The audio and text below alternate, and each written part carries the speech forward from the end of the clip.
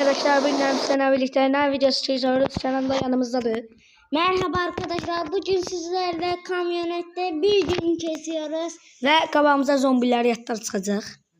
Evet arkadaşlar. Bu arada oyunda da Kenan yanımdadır. Yanımda da hakiki hayatta da Kenan yanımdadır. Bu arada düşünenler varsa Kenan benim kardeşim değil. En yakın kardeş kimi sayılır. Kenan gittik kızıl sat. Kızıl bilmem ki. Ha. Ses lan. Ben satım yoksa. Koy ben satın. Daha video bende. Hayır. Video bende. Video bende olsun. Olmazsa diyor adam. Çenem dayma ben. Ay biraz. Biraz bakalım.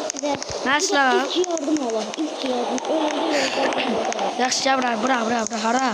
İlk yardım bir tane ağaç. Ne yapalım var mesela? Uçum mu? Burada bir tane alalım. Bezim ama bez. Aa dur bindi Allah. Çana sana kardeşim. Ve kamilete yükle. İsminin kaldı. 2000. Bir de silah almalı yoksa. Hemen ilk yardım paketi alalım. Mal.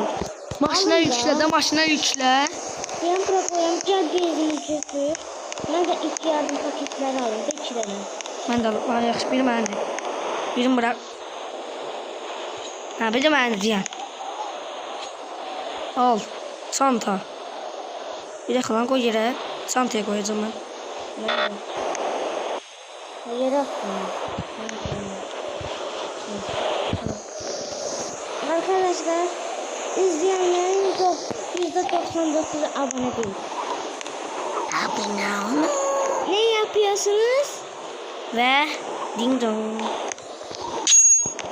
Abone olup like atma. Oğlum benzini koyacağız ha. Bezini O aşağıdan ha. Bu değil buradan. Sen ne yapıyorsun? Gözünü seveyim. Mesela ben 2 minimiz kaldı yani çabuk. 2 minim kaldı ben. yani bunu koşuyorum.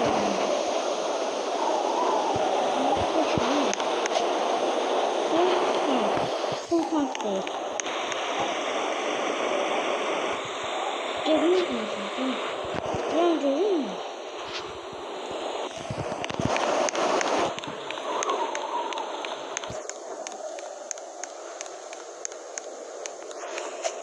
Evet. Sultan. Ben pulum var. Yani cennet Allah da var. Ben pulum var. Evet. Ben değil, ben de bu doldurmak olsun. Sağ olun. Aşkım. Yaxşı oldu. Sağ yeleyin. Canım sen